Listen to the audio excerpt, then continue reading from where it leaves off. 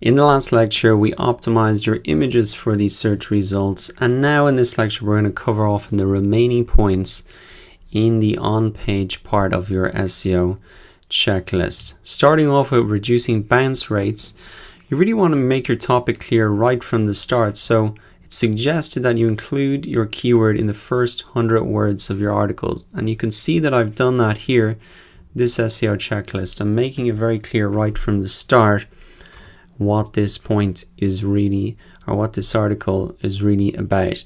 The next thing that you can do after that is really give your SEO a boost with heading tags.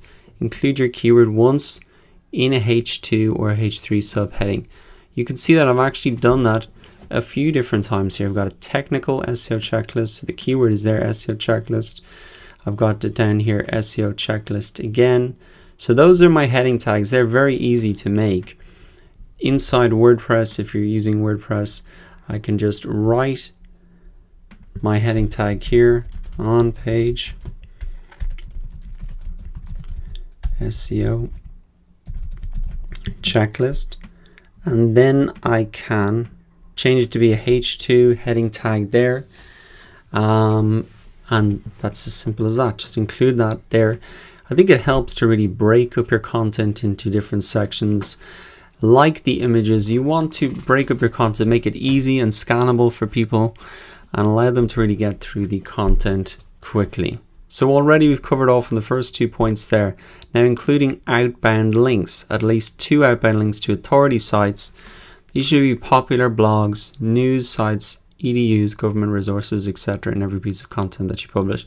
Essentially what you want to show Google here is that you're in good company. You're referencing already established pieces of content or sites. So you can see here that I've got a ton of links here to really a lot of different tools and resources. And these are all things that are going to be helpful and relevant for my audience. So I've covered off on that there. Now the next thing is internal links, 2 to 3 internal links to articles when you publish a new one. So I've done this here. Moving back up to the buyer persona, I've linked back to an article I've written that covers the marketing plan template. It covers buyer persona. There's one thing you'll notice there though that I've done wrong, and you can see that when it links out, it brings them directly to that page. I want them to maybe open that page, but I want them to remain on this page.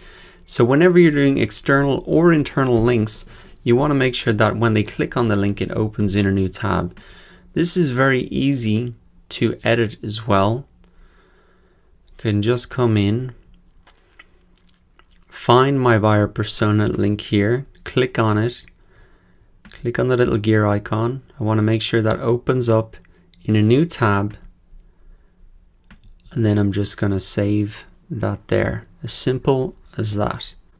Now that has been updated, and you can see when I click on it now, it opens up in a new tab rather than getting me to leave the page. So that's an important point for your internal and external links to do that. The other thing now, point number 20 is to publish longer content. You want to make your blog post at least 300 words. This one here is about 1,000 words, and even longer for more competitive keywords.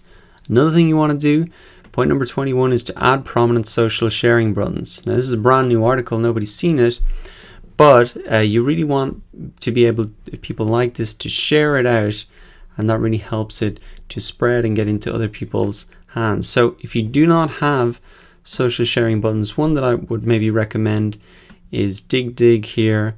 There's loads of different social sharing buttons that you can choose from and compare, but this is just one that you could potentially use. Now the final thing is you can really double check everything. I've got an SEO audit tool here that you can use. All you need to do is put in your URL, put in your keyword, and it'll test everything. I think this is particularly useful if you do not have a WordPress site. A lot of these checks will be done in the SEO audit or the SEO yoast tool rather. So that is a very handy tool you can just use to double check anything. It'll scan your page and tell you how you're doing on all of these different areas. So that really wraps up the on-page SEO checklist. I know it looked like quite a big list, but actually it's very easy to get through the content quickly. That is a process that you'll want to use again and again. So come back here and really check that before you publish your next blog post, or even have a look at this checklist, recapping on what work you've already done to see if you can improve it slightly.